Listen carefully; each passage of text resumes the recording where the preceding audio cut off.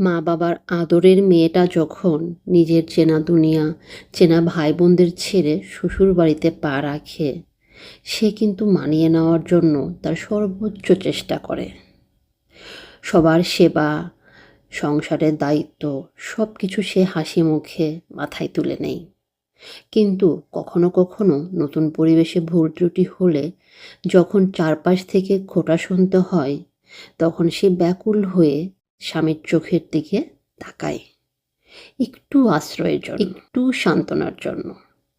সেই মুহূর্তে স্বামী যদি সবার সামনে তার হাতটা ধরে না বলে, ভয় নেই, আমি তো আছি, তাহলে মেয়েটার পায়ের নিচের মাটি সরে যায়। স্বামীর একটুখানি সমর্থনই কিন্তু একটা মেয়েকে পুরো পৃথিবীর সাথে লড়তে সাহস দেয়।